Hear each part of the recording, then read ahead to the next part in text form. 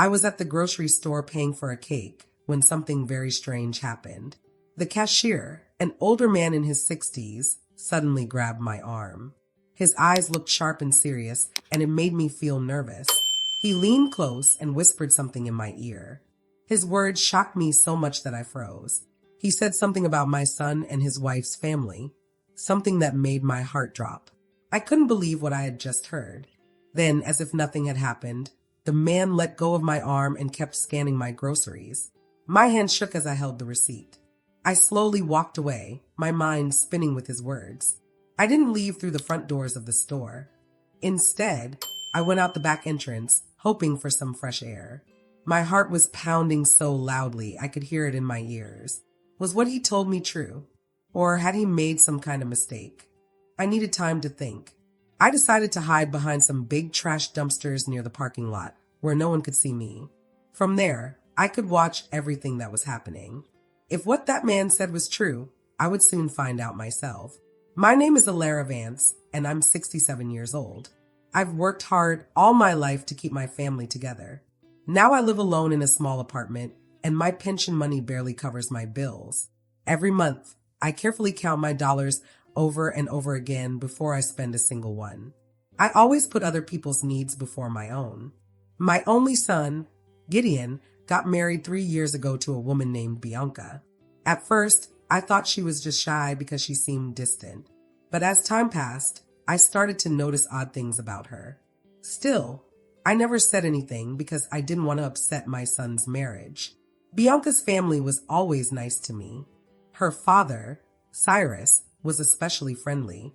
But there was always something about the way they looked at me that didn't feel right.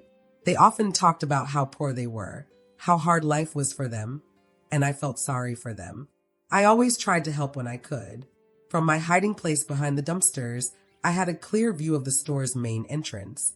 Gideon was waiting in the car for me, but I stayed there to see what would happen. The cashier's words kept replaying in my head like a song I couldn't stop hearing. Only 2 minutes passed before I saw something that made my heart race. Cyrus, Bianca's father, walked out of the store carrying heavy bags. But these weren't regular grocery bags. They were fancy black bags with shiny gold letters, the kind of store I couldn't even dream of shopping in. My heart beat faster as I watched him. Cyrus walked to a beautiful, shiny new car parked nearby. It wasn't the old, broken-down car they always complained about. This one sparkled in the sunlight, the paint flawless, and the tires brand new. Cyrus gently put the expensive bags in the car's trunk, treating them like treasure. Then he took out his phone and made a call. He looked calm and cheerful while talking, like he didn't have a single worry about money. At that moment, memories came rushing back.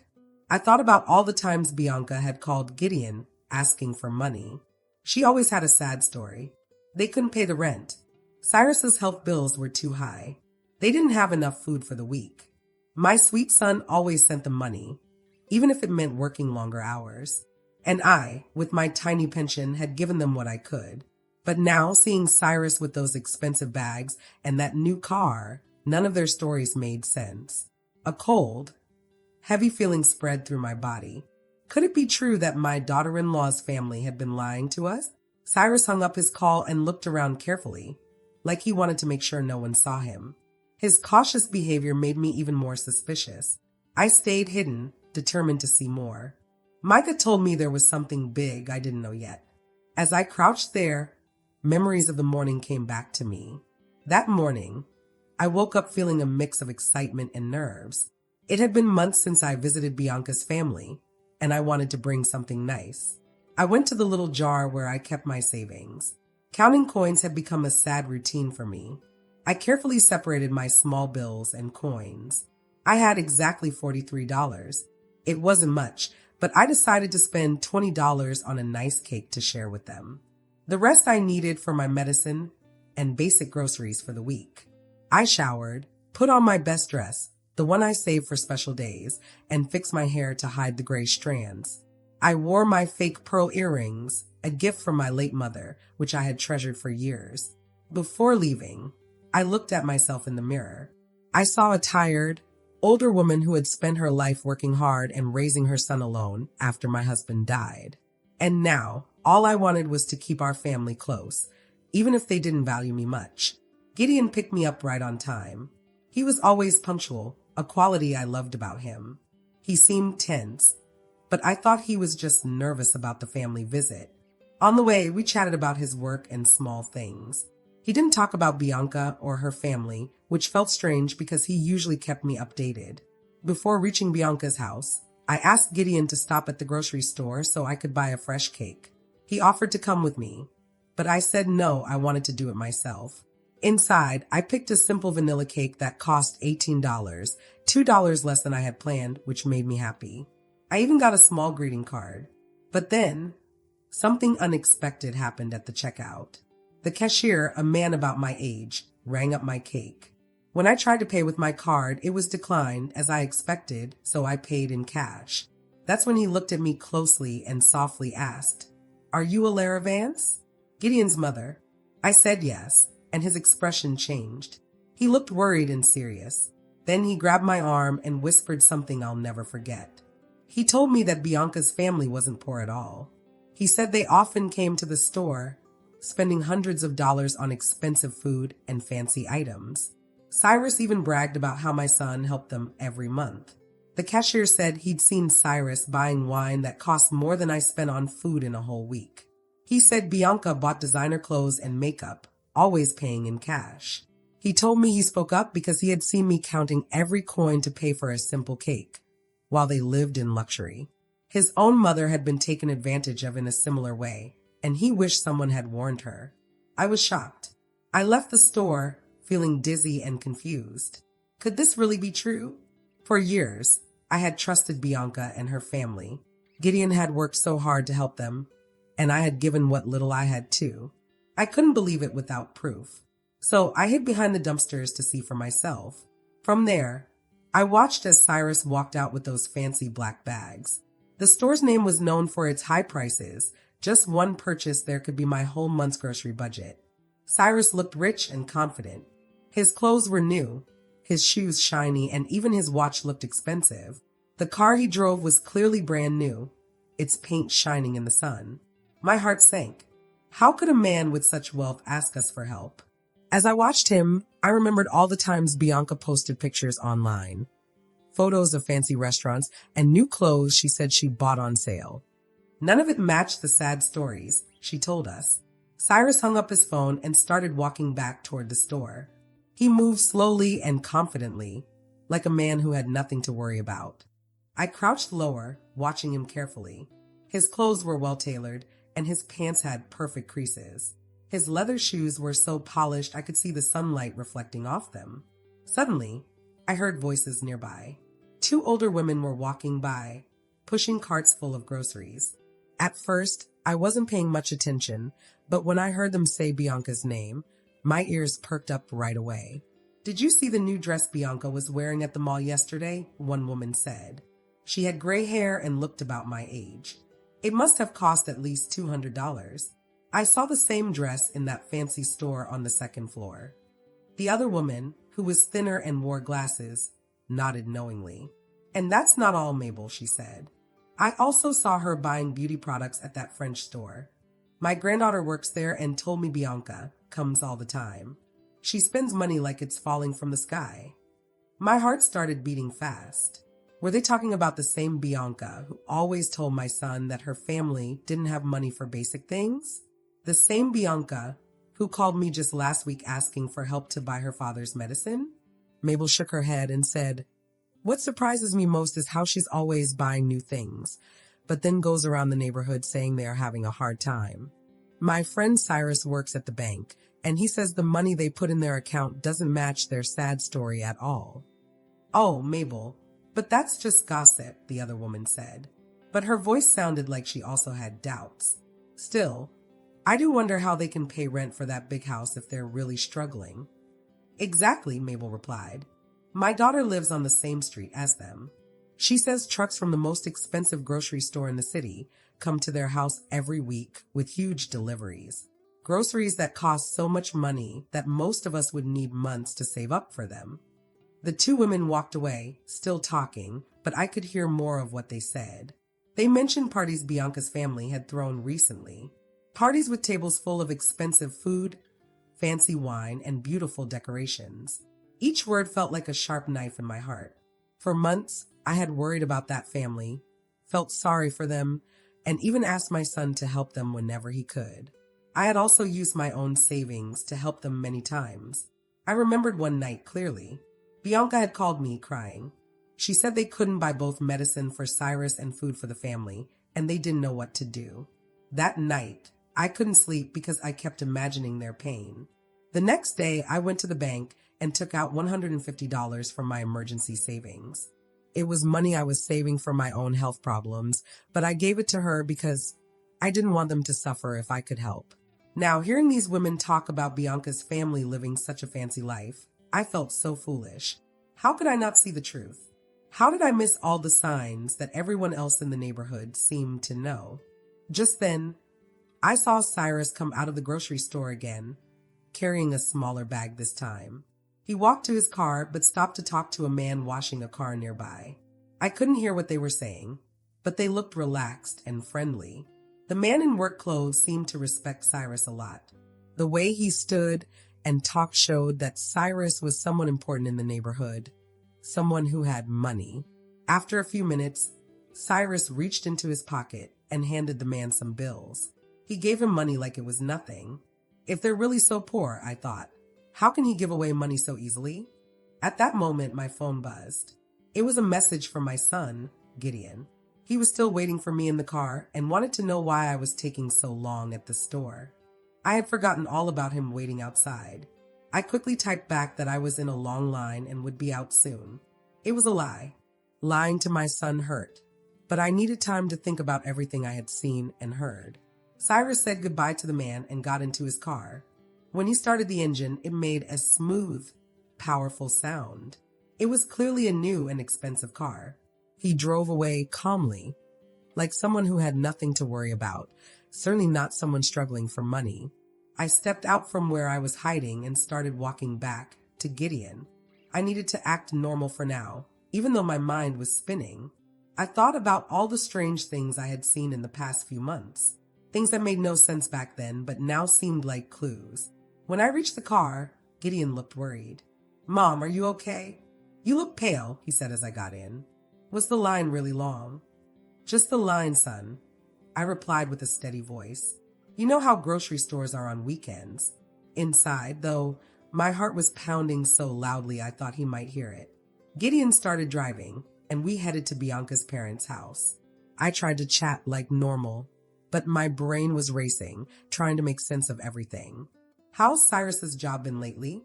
I asked casually. Bianca said things were hard for him the last time we talked. Gideon sighed. "Yeah, Mom. Bianca told me her dad had to cut back his hours because his company's having problems. That's why we've been helping them more these past few months." That didn't match what I had just seen. Cyrus looked relaxed, well-dressed, and wealthy, not like someone worried about fewer hours at work.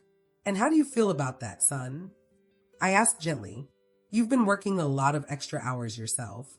"Well, Mom," Gideon said, his voice tired, "they're my family now. Bianca is my wife, and when you get married, you also take care of your in-laws. If they need help, it's my duty to be there for them." His words broke my heart. My kind, hard-working son was giving so much to a family that didn't seem honest. How much longer could this go on before it hurt his own future? We finally reached their neighborhood. It was a nice area with neat houses and pretty lawns, not the kind of place where poor families lived. Gideon parked the car, and I got my first good look at their house. It was 2 stories high, with a fresh coat of paint and a lovely front lawn. The curtains in the windows were new, and even the front door looked freshly painted. "The house looks really nice," I said carefully. "Didn't you tell me they couldn't pay for repairs?" "Oh yeah," Gideon replied as he parked. "Cyrus got some extra weekend jobs so he could fix the house. He's been working a lot to keep everything looking good." But that didn't add up either. If he was working extra jobs, how did he have time to shop at fancy stores? And where was all that money for luxury items coming from? We got out of the car. Gideon carried the groceries, and I held a cake I had baked. My hands were shaking a little. but I tried to look calm. Before we could ring the doorbell, the door opened.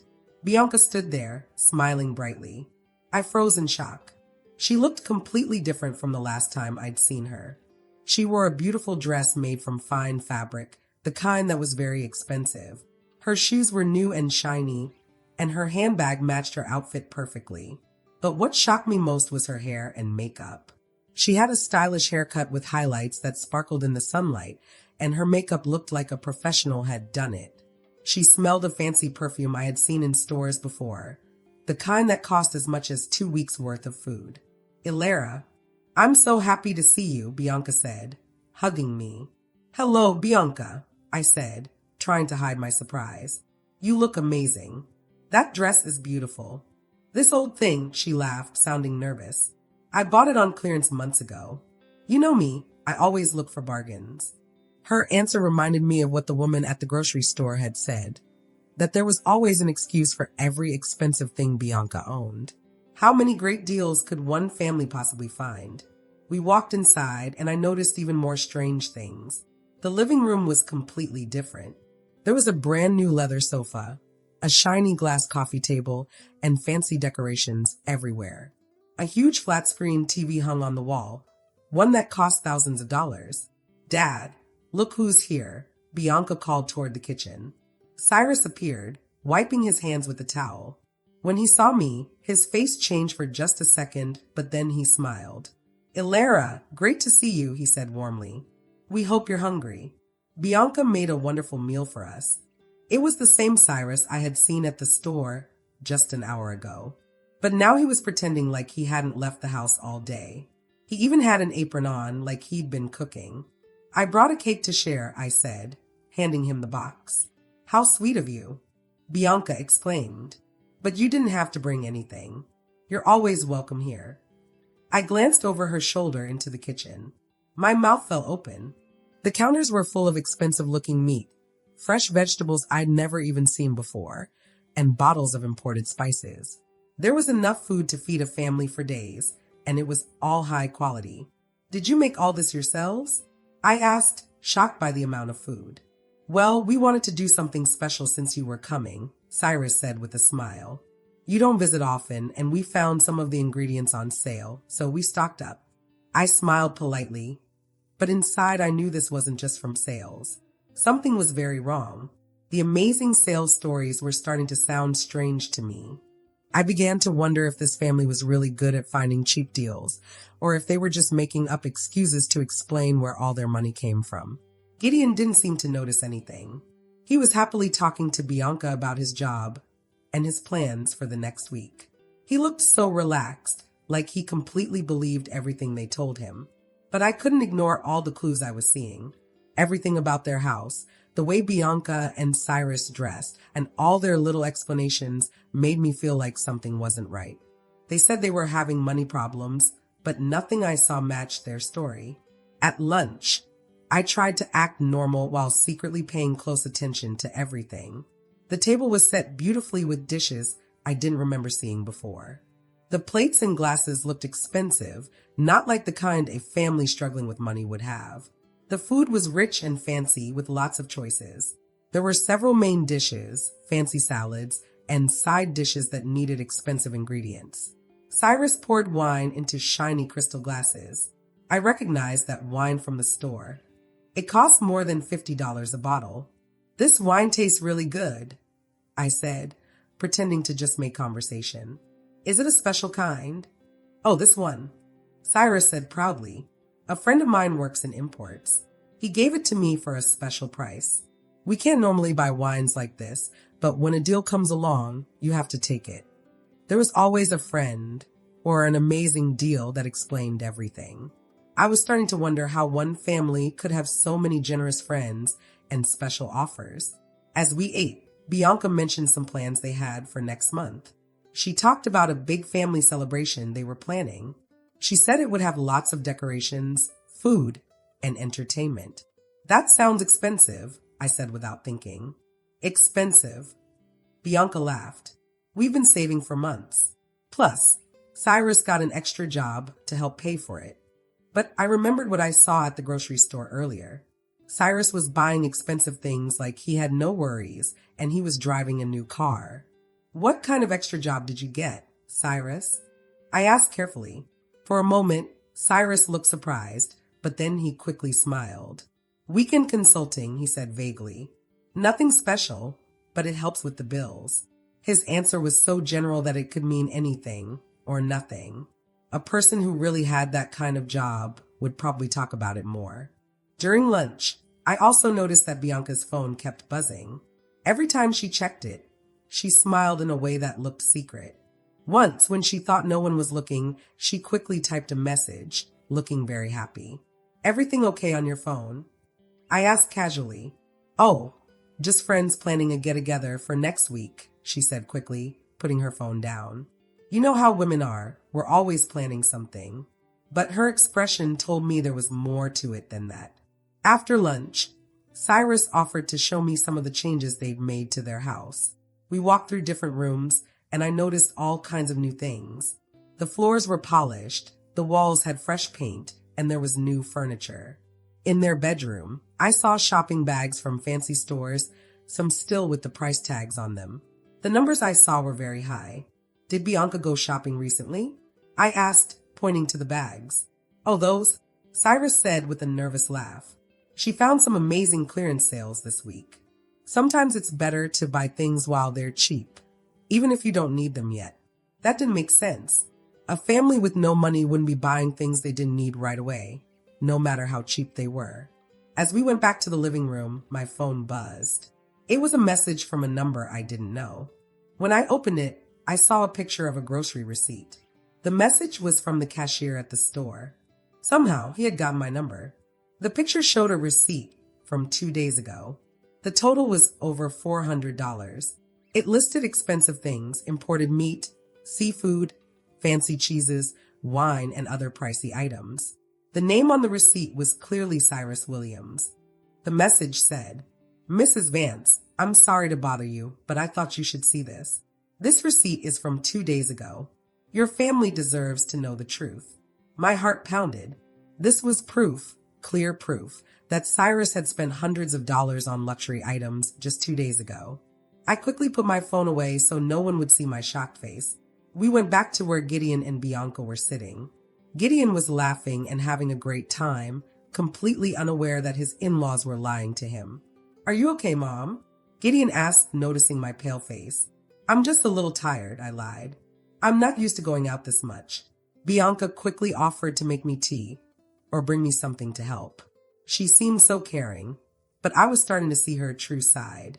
For the next hour, I kept watching everything and adding up the evidence in my mind.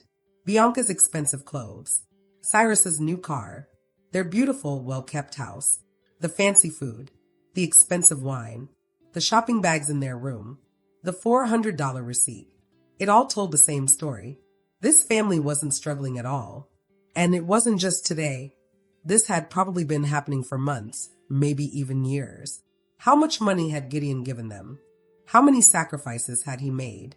And how many times had I helped them, thinking they truly needed it? By the time we left the house, I had made up my mind. I had to tell Gideon the truth, even though it would hurt him. He deserved to know.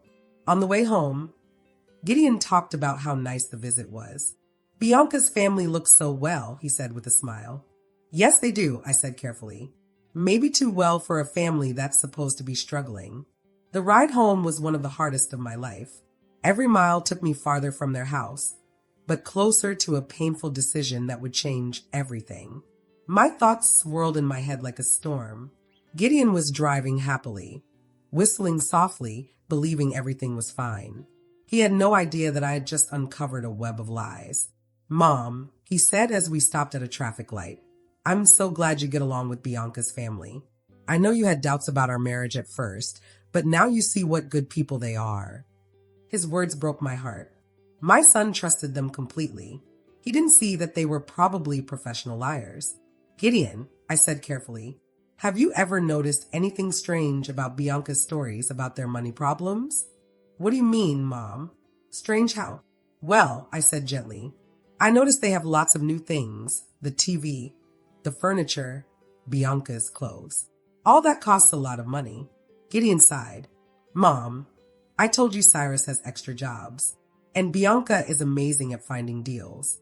Not everything that looks new is expensive. But don't you think it's strange? I asked softly. They need constant help, yet they have so many nice things. They're not luxuries, Gideon said, his voice sharper now. They've worked hard. They bought the TV secondhand. The furniture was a one-time bargain. Bianca's clothes were clearance items. He was repeating the same excuses I'd heard earlier, like he'd been trained to. I tried a different approach. Son, have you ever seen receipts for these great deals? Or gone shopping with Bianca when she found them? Gideon's hands tightened on the wheel. Mom, why all the questions? Bianca is my wife. I trust her. Marriage is built on trust. That confirmed my fear. Gideon had no proof of these bargains or Cyrus's extra jobs. He just believed everything because he loved them. Of course, son, I said softly. Trust is important, but it's also important to protect yourself from people who might take advantage of that trust. Are you saying Bianca and her family are lying to me? He asked angrily. That's a serious accusation, Mom. I'm not accusing anyone, I said quickly. I'm just worried about you. I love you and want to see you happy. The rest of the ride was quiet and tense. Gideon was clearly upset. I could see that my words felt like an attack on Bianca. When we got to my apartment, Gideon helped me out of the car but hugged me stiffly. Mom, please give Bianca's family a chance. They're good people trying their best. I'll keep that in mind, I said, though I didn't mean it. That night, I sat alone in my favorite chair with a cup of tea. I thought about everything I'd seen. The house, the food, the wine, the shopping bags, and the $400 receipt. I had so much proof, but Gideon was completely convinced they were struggling. He thought he was helping them. He thought they were victims. He didn't see that they were tricking him. Anytime I tried to talk to Gideon about this, he would get upset and defend Bianca. So, I decided not to say anything yet. Instead, I pulled out my phone and looked again at the photo the grocery store cashier had sent me. It was a picture of a receipt. The numbers didn't lie. Over $400 spent on fancy and expensive food just 2 days before we visited them. That was more money than I spent on food for an entire month. As I stared at that picture, I remembered all the times Gideon had come home tired and stressed because he worked extra hours to send money to Bianca's family. I also remembered times when I gave them some of my own savings, feeling sorry for them because I believed they were struggling and poor. The anger I had been holding back all day finally started to grow inside me. It wasn't only about the money, even though that was a lot. It was about the way they lied to us, the way they took advantage of Gideon's kindness, and how they built a big web of lies to take our money and live a fancy life. It also hurt me to think that maybe they laughed at us behind our backs. Every time we sent money, every time we worried about them, every time we made sacrifices for them, they probably thought we were silly and easy to trick. But what really hurt me was not knowing what to do now. I had the receipt. I had seen things with my own eyes. I had noticed the lies. But I also had a son who loved his wife so much that he would not believe anything bad about her without strong proof. If I told him too soon, he might get angry at me instead and trust Bianca even more. But if I stayed quiet, she would keep tricking him, and it could get worse. I decided I needed more proof. Proof so clear that Gideon couldn't deny it or make excuses for Bianca. I needed evidence that no story about special deals or extra jobs could explain away. That night, before I went to bed, I made a big decision. I wouldn't confront Gideon yet. Instead, I would start my own secret investigation to collect proof. Proof so strong that no one could deny it. The next few days were the hardest I'd had in years. Every time I saw Gideon, I had to act normal, even though my mind was full of plans and worries about what I had discovered. I couldn't tell anyone what I knew, and keeping the secret felt like carrying a heavy load on my back. That week, the grocery store cashier sent me 3 more messages. Each one had pictures of more receipts. Every receipt showed Bianca and her family buying expensive things: wine, seafood, chocolates, and fancy cheeses. One picture showed a receipt for more than $600, including 2 bottles of French champagne that cost over $100 each. The date on that receipt was the same day Bianca had called Gideon, crying and saying she needed money to pay their rent. Later, a woman named Mabel called me. I had overheard her talking in the store before, and she got my number from a mutual friend. She told me even more shocking things. Bianca's family had been throwing big, fancy parties at their house. Parties with professional catering and expensive decorations. Mabel said they threw a birthday party for Cyrus that must have cost thousands of dollars. She also told me that her daughter lived on the same block and saw delivery trucks bringing expensive furniture, clothes, and appliances to their house all the time. Does that sound like a poor family in a financial crisis to you? She asked. Each new piece of information made it harder for me to stay quiet. But I knew I had to wait for the perfect moment to show Gideon the truth, so he couldn't dismiss it. That moment came one Wednesday night. Gideon came to see me after work, and he looked exhausted. When I asked him what was wrong, he said that Bianca had asked for more money. She says Cyrus needs surgery, he said, rubbing his head. Insurance won't cover all of it, so she needs $200 by Friday. I've been working double shifts all week to help. That was the final straw. $200 for a medical emergency from the same family that had just spent $600 on champagne and seafood. I couldn't let Gideon keep suffering for their lies. Gideon, I said gently, holding his hands, I need to show you something. I'm telling you this because I love you and I can't watch you being used anymore. I showed him the photo of the $400 receipt. His eyes grew wide. Before he could speak, I showed him the other photos I'd collected. Mom, where did you get these? He asked, shocked. How do you know they're real? I explained everything. The cashier's help, the overheard conversations, and all the strange things I'd noticed. I showed him proof in order, step by step. There has to be an explanation, Gideon said, but his voice sounded weaker now. Maybe Cyrus had a good month at work, or maybe they got money from someone else. Son, I said softly, these luxury purchases were made the same days Bianca called you begging for money. Don't you think that's too big of a coincidence? I watched his face as he tried to make sense of everything. He looked at the photos over and over, searching for a way to believe his wife's story. There's more, I said, showing him pictures of the parties and things I'd learned from Mabel. They're not poor, Gideon. They've been lying. Gideon stood up and paced the room. I could see him remembering old conversations and promises. Things that never made sense now fit together. But why? He asked, his voice breaking. Why would Bianca lie about this? Because it worked, I told him. You trusted her completely and gave her money without asking questions. She saw you as someone easy to trick. Tears filled his eyes. My heart ached to see him so hurt, but I knew he needed the truth. How much have I given them in total? He asked quietly, though he seemed scared to know. From what you've told me, more than $5,000, and that's not counting what I've given them. He looked like I just punched him. $5,000 was months of extra work and sacrifice. Money he could have saved for his own future. I need to talk to Bianca, he said finally, sounding stronger. I need to confront her. Are you sure you're ready? I asked softly. This will change everything between you. He looked at the pictures again, then at me. Thank you for telling me. I needed to see this. I hugged him tightly, feeling both relief and fear for what would come next. The truth was out now. The hardest part was still ahead. I'm going home to have a serious talk with her, he said firmly.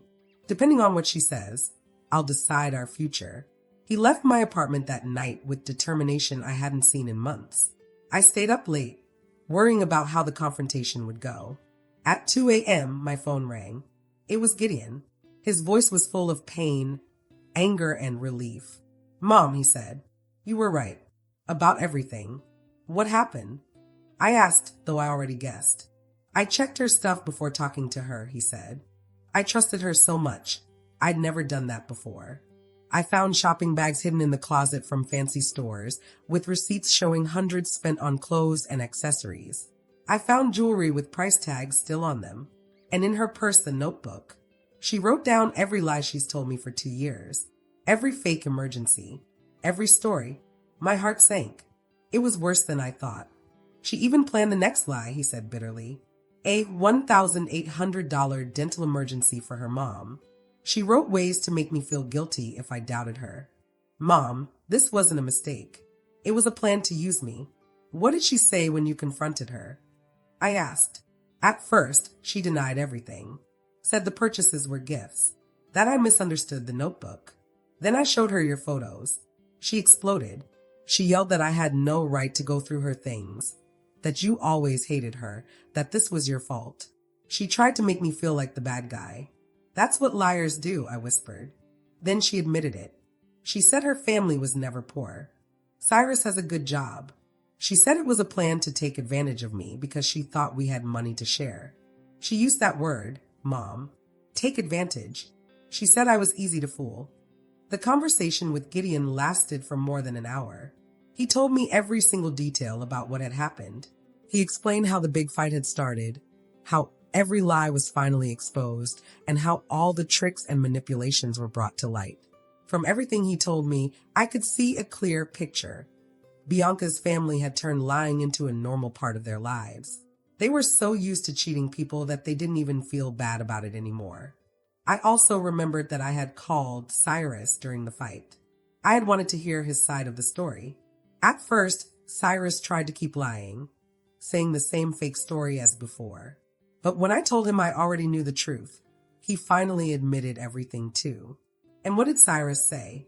He said something that shocked me.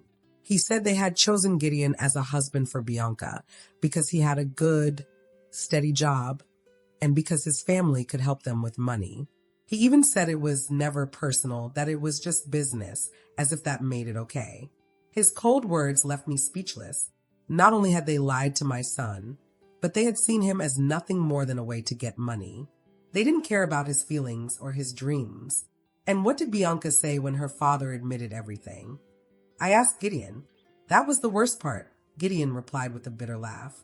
She wasn't angry because she had hurt me. She was angry because her dad ruined her plan. She was mad that he confessed because now she couldn't keep lying to me anymore. For another whole hour, Gideon kept talking.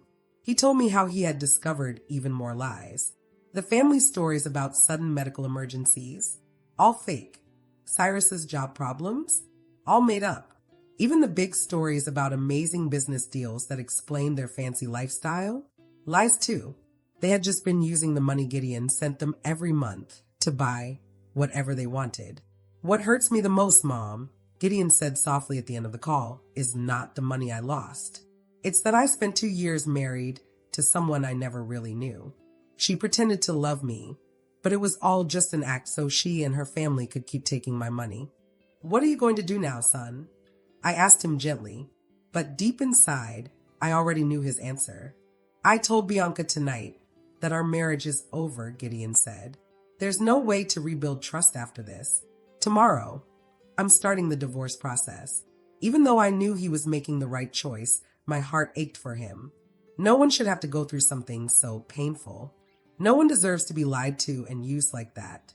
I also made it clear to them that they won't get a single penny from our family anymore, Gideon continued firmly. And if they try to contact you, Mom, tell them exactly what I think of them. Of course, son, I said. They will never get anything from us again. Thank you, Mom, Gideon said softly before hanging up. Thank you for having the courage to tell me the truth. I know it must have been hard for you, especially because you knew it would break my marriage, but you saved me from years more of being used. After the call, I sat in the dark in my apartment, thinking about everything that had happened. The truth had come out, but it had come at such a high price. My son's marriage was over, his trust was broken, and now he had to start over from nothing. But deep down, I knew telling him the truth had freed him from a situation that would have only gotten worse. Bianca and her family would never have stopped asking for money. They would never have told the truth. They probably would have kept finding new ways to take advantage of Gideon until they had taken everything he had.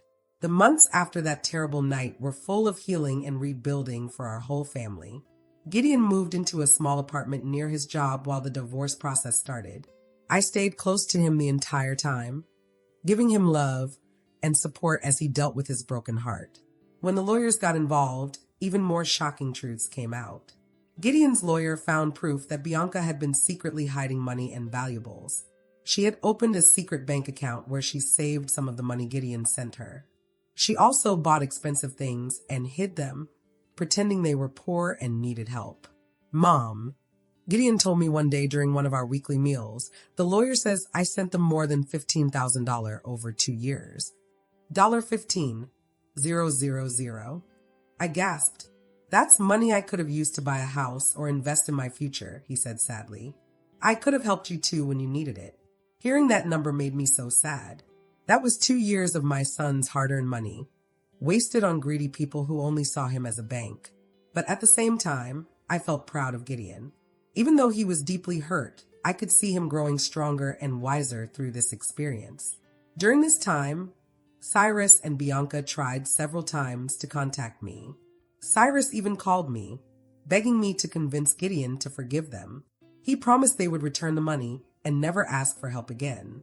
His voice sounded desperate, but I could tell it was just another manipulation. Cyrus, I told him calmly during our final conversation, you had 2 years to be honest. You chose to lie, cheat, and trick my son. Now you must live with the consequences. Bianca also tried one last time. She showed up at my apartment one afternoon, dressed in plain clothes and no makeup, trying to look sad and innocent.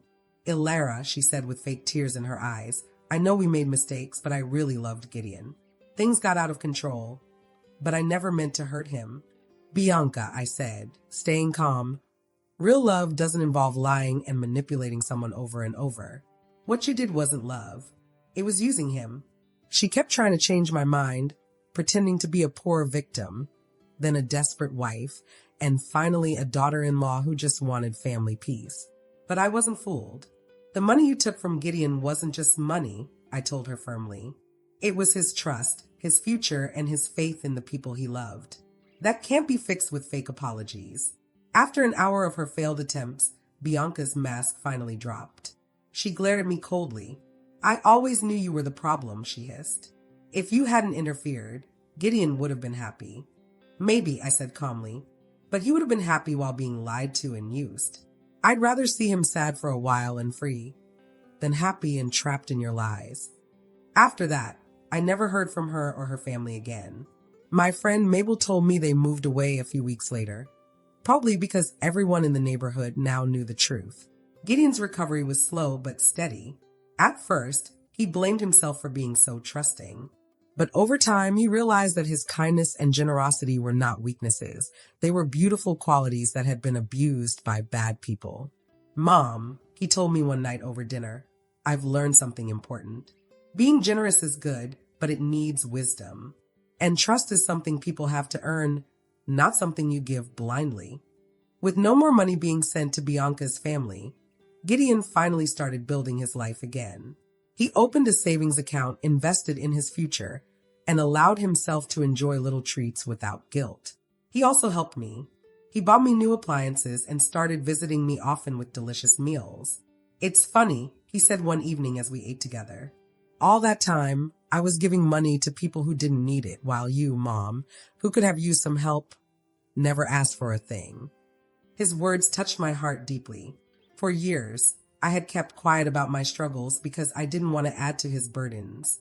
6 months after the divorce, Gideon found peace and balance again. He was cautious but not bitter, smarter but still kind. Mom, he told me one day as we walked in the park, thank you again for telling me the truth. I know it was hard for you. Son, I said softly, a mother's job is to protect her child even if it hurts. Loving you means making sure the people you love deserve you. Even Eli, the kind grocery store cashier who first warned me, became a friend. He visited me one day and we talked for hours about why telling the truth is so important. My mother went through something like this, Warren said. No one warned her and she lost everything. That's why I told you. Some truths hurt, but silence hurts more. Looking back now, I feel both pain and pride. Pain for what my son went through, but pride for his courage to face it all and rebuild his life. I learned that real family love sometimes means saying hard truths, even when it hurts. That day in the grocery store, when I decided to pay attention instead of ignoring what I heard, I changed our lives forever. It was one of the hardest choices I've ever made, but also one of the best. Now, Gideon is stronger and wiser. He knows his worth and sets healthy boundaries. And I, Alara Vance, at 69 years old, Learn it's never too late to be brave and protect the ones we love. 2 years have passed since that day.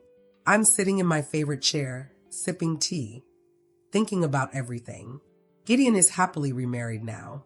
His new wife, Juliet, is kind, hardworking, and honest.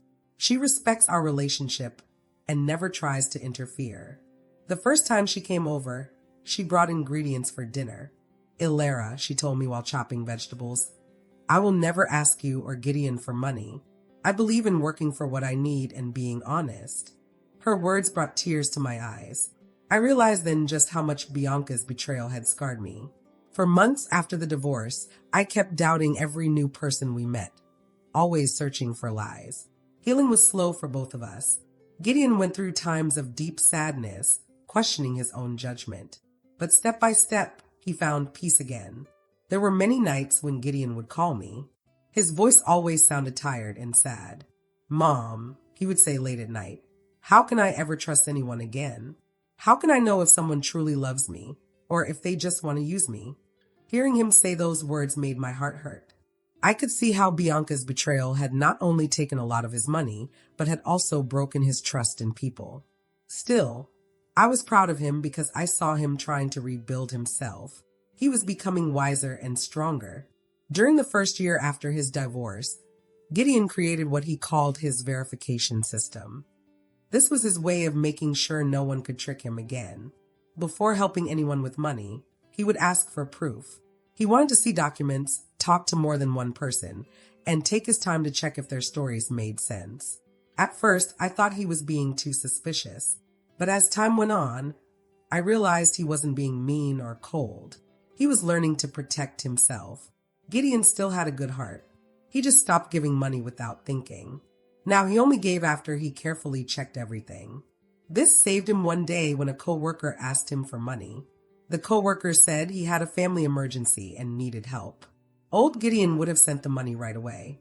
But this time he asked for medical papers and even called the hospital the coworker mentioned. He found out the man was lying. He didn't need money for his family. He wanted it for gambling. Later, Gideon told me, Mom, 2 years ago, I would have given him the money without even asking a question. Now I know that checking things is not being mean. It's a way of keeping myself safe from people who want to take advantage of kindness.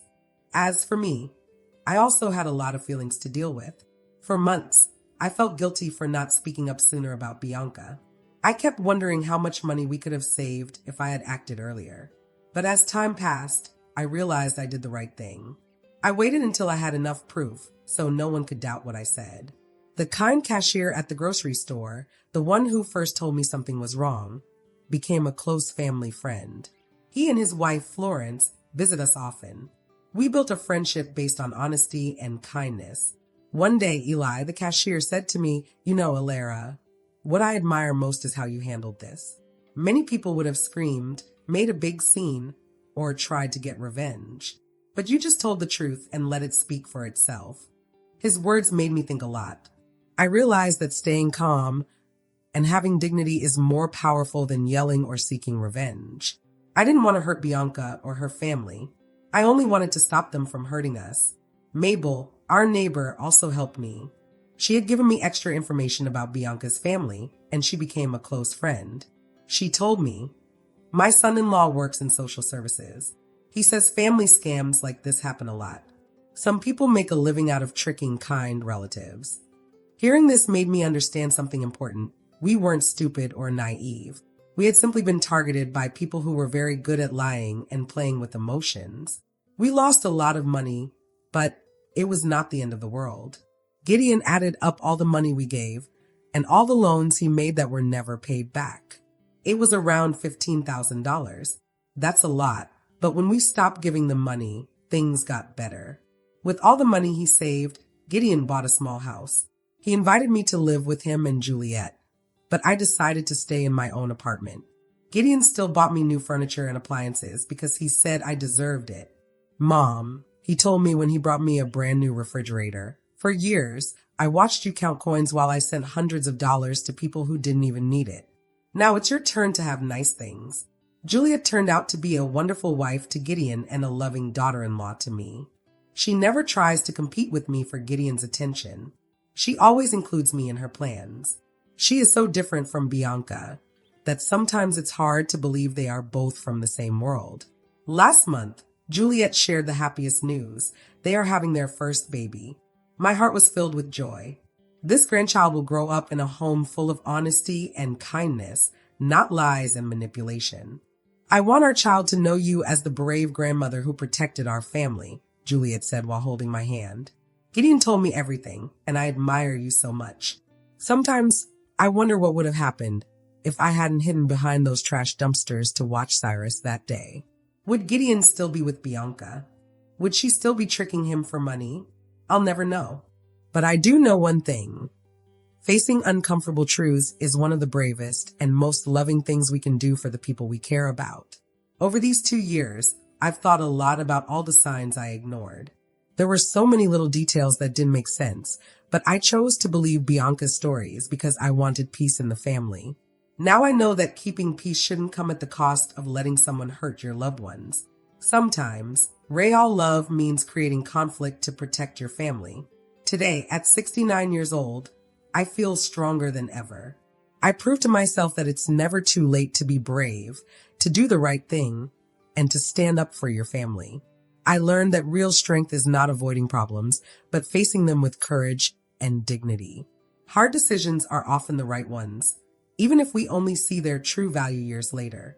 As I finish writing these thoughts, I can hear Gideon and Juliet laughing in the kitchen as they prepare Sunday dinner. Their laughter is the sound of a real, loving family, one built on trust and respect. That sound is worth more than all the money we lost to Bianca's lies. In the end, what matters most is not the money we give, but the honest relationships we protect. And no one can ever take that away from us.